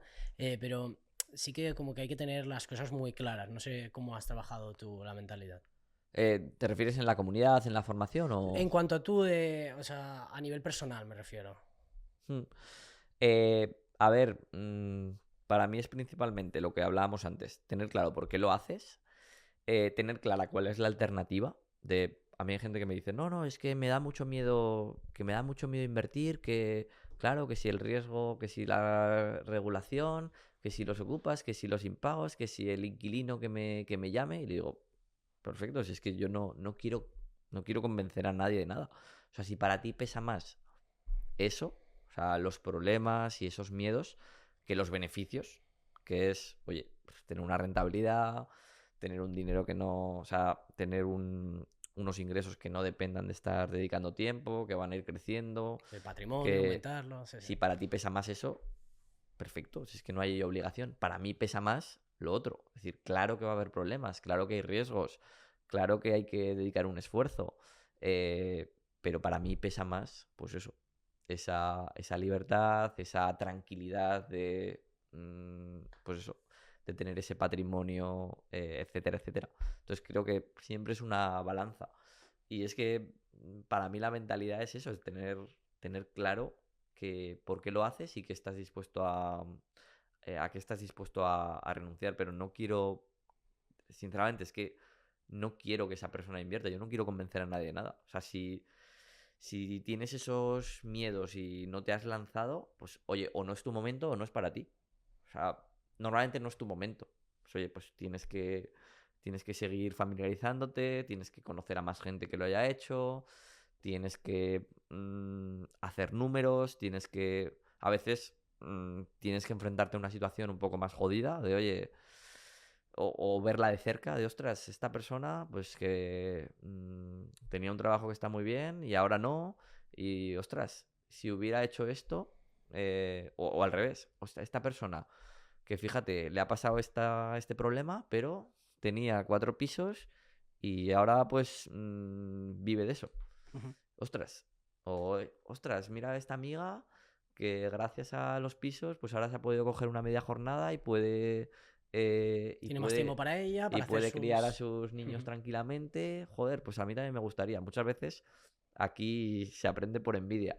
O sea, yo lo veo mucho dentro de la comunidad, dentro de la formación, que hay veces que por comparación, o sea, esto también sirve. Sí, dices, este lo ha hecho, digo, voy a De, empezar, va. incluso con esas excusas de, joder, esta persona que a lo mejor es más mayor que yo, tiene ya 50 O años, tiene un peor trabajo tiene un peor trabajo, tiene menos ingresos, y incluso míralo. yo lo veo más tonto que yo, y joder, ahí se ha comprado 2 pisos este año y yo aquí, que pensaba que era más listo y no, Y no lo y soy. entonces espabila. Sí, sí, es así. Y hablabas de los problemas, que esto me parece un tema bastante interesante, ¿no? Coño, los problemas van a estar ahí siempre. De hecho, cuando yo mismo quiero ya empezar a mirar, ¿no? El tema de los pisos, a ver qué puedo hacer, cuál es la oportunidad, quiero comprarme un piso para alquilar, que es que yo ya soy consciente de que va a haber problemas. Es que si no es que eres muy, muy tonto, porque es que hay muchos problemas y hay que entender, tienes que enfrentarte. Obviamente es formarte y entender este mundo lo máximo posible para que tenga los mínimos problemas posibles, ¿no? Tú en este caso, ¿cómo empezaste en el mundo el mundo inmobiliario? ¿Cómo te formaste? Obviamente en la práctica, ¿no? De compro, aprendo, ¿no? Pero ¿qué le recomendarías a la gente para formarse en este mundillo? Es que ahora es muy diferente. De hecho, ahora es que te diría que hay demasiada información. O Sobre sea, información, sí. claro, o sea, en mi caso era otra época y es que no, pues con la práctica y luego con referentes americanos. Ahora te diría que simplemente escuchando los podcasts que hay de inversión inmobiliaria, pues ahí ya tienes muchísimo contenido. YouTube, hay un montón de vídeos, hay un montón de libros que no son gratuitos, pero casi. Entonces, es que ya tienes una posibilidad brutal. Y luego, pues quien quiera entrar en alguna. Yo te diría que eso está muy bien, pero luego hace falta comunidad. O sea, hace falta compartir con personas de carne y hueso, ya sea virtualmente o presencialmente, pero que sí, que los podcasts están muy bien, los libros están muy bien, pero yo creo que donde vas a luego conectar es en una comunidad. Entonces, Sí, hay muchas conectar comunidades, con yo personas no quiero que... hacer publicidad de nada, pero hay muchas comunidades Ujú. en España de, pues eso, para formarte y para pertenecer a esa comunidad con la que poder hablar y con la que poder inspirarte, o tener envidia de alguien y decir, ostras, lo que hablábamos antes, así que eso te diría. Me has hablado de libros, ¿no? Para aprender de esto, obviamente también cuéntanos de los tuyos, pero ¿qué libros les recomendarías a las personas para meterse en este mundillo? Vale. Bueno, si quieren invertir para alquilar, pues el libro de Libertad Inmobiliaria, ese puede ser uno de ellos. Germán Jover, el método Crack, también tiene uno que está guay. Invernomics tiene otro. O sea, seguro que hay muchos más. O sea, en Muchísimos, ¿no? Amazon, de hecho, creo que tengo un vídeo en YouTube donde hablo de varios de los libros de autores españoles. Y, Sí, yo te diría eso, si vas a invertir en España para alquilar, que claro, hemos hablado solo de ese modelo. Hay otros modelos Claro, a lo de mejor no tiene comprar sentido para... leer libros estadounidenses si quieres invertir aquí, ¿no? Como para aprender, Bueno, pero aplicar no. claro, es que una de las cosas que yo vi en Estados Unidos es que igual es más inspiracional, por ejemplo, pues el típico, ¿no? Padre rico, padre pobre. Vale, eso te cuenta la idea, está guay, pero no te aterriza nada. O Sí, sea, no te de va a dar el hecho, paso a paso, te va a hacer el click mental, que muchas veces es el primer libro que claro. todos No, que leemos está para muy decir. bien, es lo más útil, es lo más Porque útil. dices, hostia, y cuando acabas el libro dices, mierda, he aprendido demasiadas cosas sobre información. Total. A Pero ver, sí, a mí para alquilar hay uno que sí que me gusta en inglés, que es The Millionaire Real Estate Investor. ¿vale? Ese está muy bien. Y sí, yo te diría que así, si me tuviera que quedar con uno, con ese. Ujú. Y en cuanto. ¿Te ha gustado lectura en cuanto a este ámbito o también has leído otro tipo de libros? Sí, yo realmente de inversión como tal leo ya o sea, muy poco. Muy poco. Sí, leo más libros pues como el que te he visto antes. De hecho, Economía. estoy con ese libro, Ah, estás justamente con este con el también. de Lo que nunca cambia. Así, sí, me gustan libros así poco filosóficos pero prácticos, pues de ese estilo, o sea, de pensadores modernos, de ese estilo o sí, de productividad, de hábitos, de psicología, ese tipo de libros, de organización también empresarial. Me gusta ese tipo de libros. ¿Crees que es muy importante la lectura? No sé si había un momento en el que no leías y empezaste a leer o. Yo creo que son etapas. Son etapas y cada uno tiene que leer lo que le llama en cada momento. Sí, es Mm, como en momentos, yo veo eso, sí, ¿no? Como hay lecturas que hay momentos clave, como que ese libro te va muy bien, ¿no? claro. O sea, yo, pues no sé, el último año he leído súper poco. Igual 3 libros solo. Pero ya te digo, es que son épocas. Y, o sea, es importante, relativamente. Si me tengo que quedar entre leer un libro o salir a ver 20 inmuebles para aprender, me quedo con ver 20 inmuebles. O sea, que Ujú. creo que también hay mucha parálisis por análisis y es muy cómodo estar en casa viendo vídeos, escuchando podcasts, leyendo libros o viendo anuncios en Idealista. Si aprendes, Entonces, aprendes, aprendes, pero cuando tomas acción, ¿no? total, sí, sí. Entonces creo que tiene que haber un equilibrio, porque si no se convierte en la universidad. La universidad, ¿qué pasa? Que no interesa o sea, no nos interesa porque estamos aprendiendo un montón de cosas que decimos, ostras, ¿y esto para qué? Porque no ves la utilidad. Precisamente si nos ponemos en marcha es cuando dices, ostras, ¿cuántas cosas me faltan por saber? Voy a ver si las aprendo, pero porque ves la necesidad. ¿Cómo es un día de Carlos? Hablábamos de hábitos, ¿no? ¿Cuál es un poco tu rutina? No sé si tienes algo un poco pactado o Em, vas un poco cómo va el no día. mucho, estoy intentando, ahora estoy poniendo un poquito más de rutina, pero cada día sigue siendo bastante diferente. Pues o con viajes o con grabar cosas. Cada día es bastante diferente, pero bueno, la parte más común es, yo no madrugo mucho, me levanto como a las 9, 9:30 incluso. No eres del club de las 5 de la mañana. Nada, no, no, no. De hecho, siempre me ha costado mucho y ahora como que, de hecho, disfruto el decir, ostras, qué bien que puedo permitir levantarme a la hora que quiera, ¿no? Entonces, la primera hora es bastante tranquila. Incluso hago lo que no se tiene que hacer, que es coger el móvil lo primero. Instagram no, porque lo tengo desinstalado del móvil, Vale. que era una adicción. Pero pues la primera hora del día principalmente es estar pues contestando algún WhatsApp, viendo las noticias únicamente deportivas, o sea, lo que sigo mucho el fútbol, pero noticias en general de política y eso nada. Bajar a tomar un café, leer algo y eso es la primera hora. Y luego ya pues depende del día. Es muy diferente, pero pues reuniones o grabar, algún viaje y luego ya 3, 4 días a la semana hago algo de deporte, de ir al gimnasio, de ir a escalar. Ahora también con el invierno, pues me gusta escaparme bastante al hacer esquí Ujú. y luego pues quedar con algún amigo y algo así. ¿Qué tipo, porque me hablabas de este tipo de hábitos, son puntos diferentes, son etapas, ¿no? Lo que hablábamos antes, pero hay mucha gente con muy malos hábitos. Adicciones, bueno, a muchas cosas. no se sienten llenos incluso, mucha gente que está en una situación complicada, que no sabe hacer con su vida.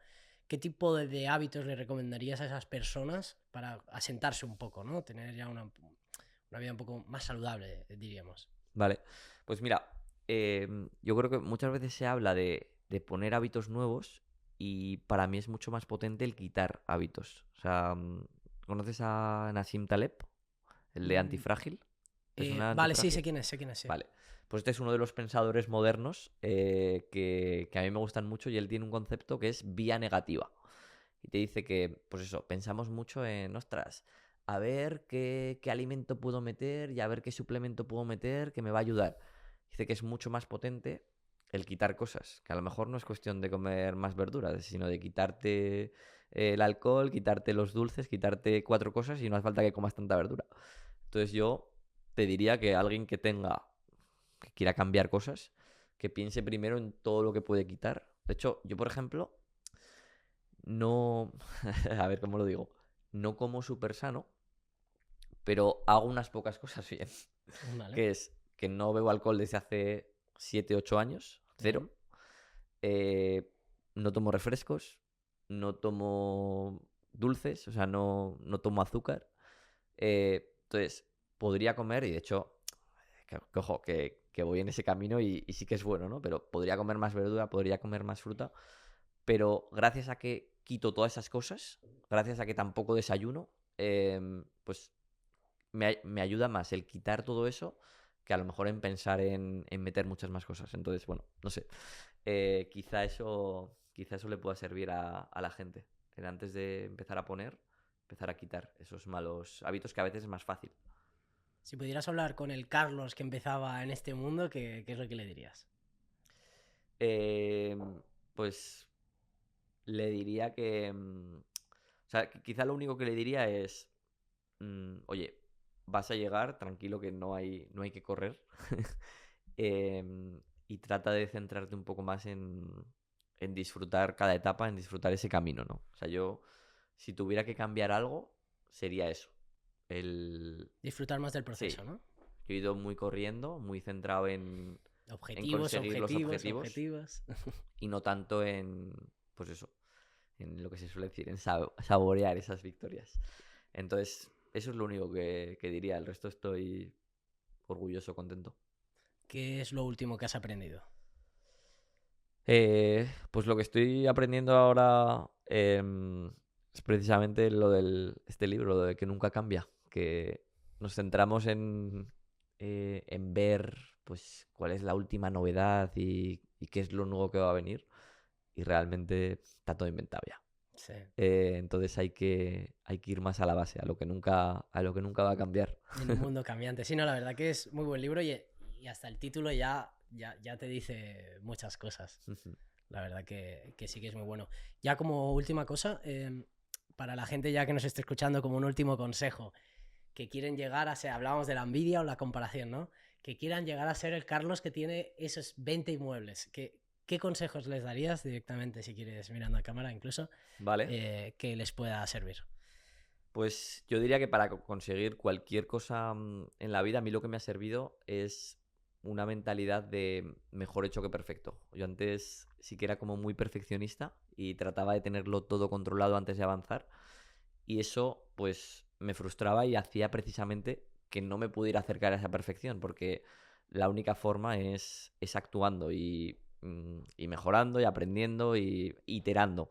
Entonces diría eso, que se centren en dar el primer paso y en ya mejorará. Pero si piensas que tratando de hacer esa perfección va a llegar, nunca va a llegar. Así que eso te diría, mejor hecho que perfecto.